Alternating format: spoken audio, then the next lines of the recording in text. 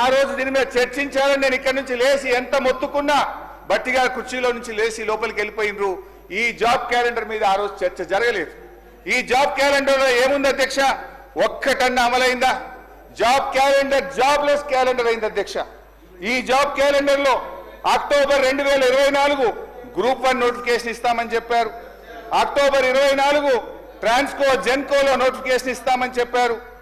అదేవిధంగా gazetted all engineering departments లో AEEల నియామకానికి అక్టోబర్ 2024లో నోటిఫికేషన్ ఇస్తామన్నారు.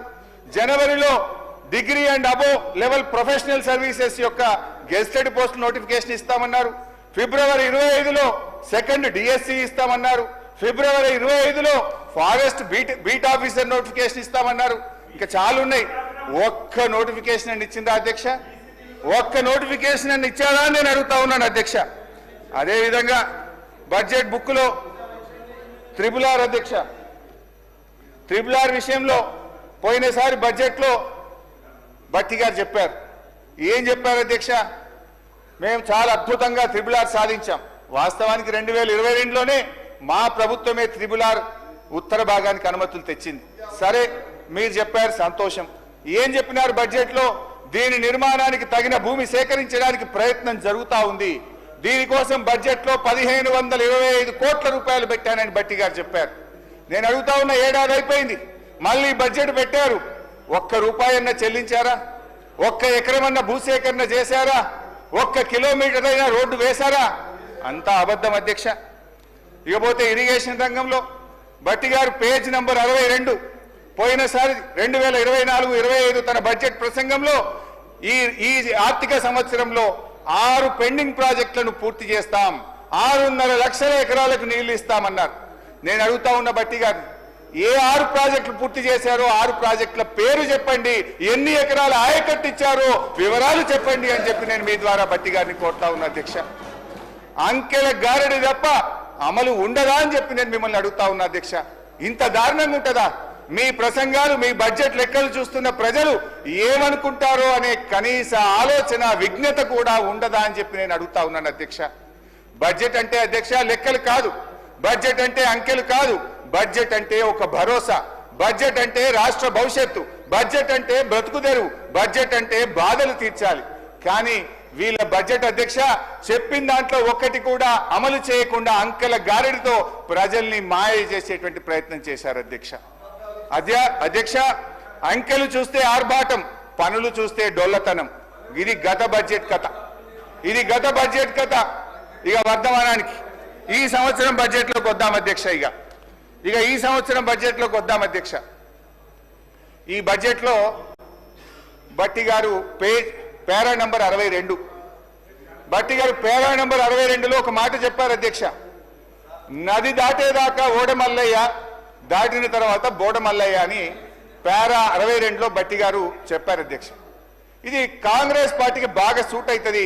నిజమే చెప్పారు అధ్యక్ష, నిజమే చెప్పారు అధ్యక్ష. ఓడ దాటేదాకా ఓడమల్లప్ప, ఓడ దాటినాక బోడమల్లప్ప. ఎందుకంటే అధ్యక్ష, ఎన్నికల ముందు వాగ్దానాల జాతర చేశారు, ఎన్నికలు కాగానే వాటిని పాతర వేశారు. ఇవాళ మహాలక్ష్మి 2500 మోసం, 4000 రూపాయల పెన్షన్, రైతు భరోసా, రుణమాఫీ, తులం బంగారం, నిరుద్యోగ భృతి, ఏడాదిలో 2 లక్షల ఉద్యోగాలు, ఉద్యోగులకు PRC 4 DAలు, ఆటో డ్రైవర్లకు 12,000, అన్ని పంటలకు బోనస్, ప్రభుత్వంలో RTC విలీనం, 5 లక్షల విద్యార్థి భరోసా కార్డు. భట్టి గారు ఇప్పుడు చెప్పండి, బోడమల్లయ్య ముచ్చట ఎవరికి వర్తిస్తుందో ఒకసారి చెప్పాలని చెప్పి నేను భట్టి గారిని కోరుతా ఉన్నా అధ్యక్ష. అధ్యక్ష, ప్రస్తుత బడ్జెట్ పై కూర్చోండి బైసా ప్లీజ్. నేను మాట్లాడినాక ఉప ముఖ్యమంత్రి గారు మాట్లాడతారు.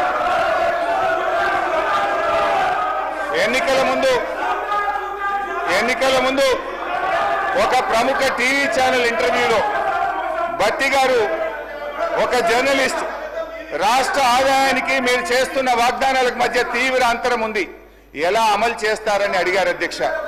భట్టి గారు జవాబిస్తూ, మా కాంగ్రెస్ పార్టీకి 100 సంవత్సరాల అనుభవం ఉంది, ఆదాయం ఎలా పెంచుకోవాలో మాకు బాగా తెలుసు, మా వ్యూహాలు మాకున్నాయి, ఆదాయాన్ని పెంచుతాం, హామీలన్నీ నెరవేరుస్తామని చాలా కాన్ఫిడెంట్ గా ఆ రోజు ఎన్నికల ముందు భట్టి గారు చెప్పారు.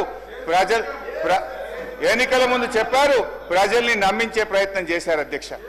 అయితే ఈ 15 నెలల ఆచరణలో ఏం జరిగిందో, ఏం ఒరిగిందో మనతో పాటు రాష్ట్ర ప్రజలందరికీ తెలుసు. వాస్తవిక బడ్జెట్ అంటూ డాంబికంగా ప్రవేశపెట్టిన గత బడ్జెట్ ఏమైందో చూశాం. ఇప్పుడు మళ్ళీ 3,04,965 కోట్ల రూపాయల బడ్జెట్ అని మరో గాలిమేడ కట్టారు. అధ్యక్ష, ఇది మోస్ట్ డిజాస్ట్రస్ రూలింగ్, ఇది most disappointment budget. Congress disastrous పరిపాలన వల్ల రాష్ట్ర ఆదాయం మీద నెగటివ్ ఎఫెక్ట్ చూపిస్తుంది. రాష్ట్ర ఆదాయం అంతకంతకు క్షీణిస్తా ఉంది. మరి అనుభవం గల్ల భట్టి గారు ఇప్పుడు ఏం చేయాలి చెప్పాలి ఈరోజు.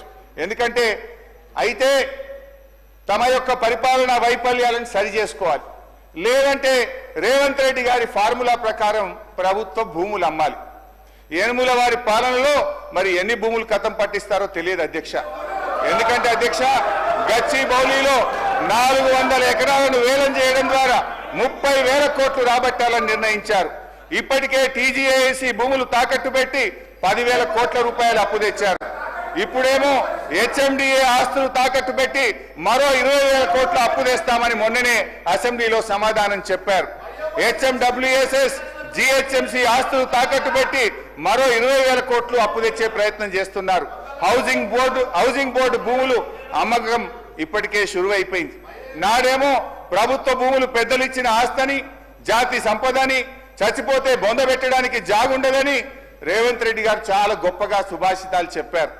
ఇవాళనేమో అధికారంలో రాగానే బరాబర్ భూములు అమ్ముతామంటున్నారు, అమ్మకానికి నోటిఫికేషన్లు ఇవ్వడం షురువైపోయింది.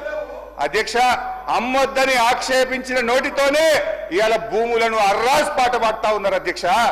దీన్ని వాటన్ తీరు మాట్లాడే దిగజారుడు రాజకీయం అంటారు అధ్యక్ష.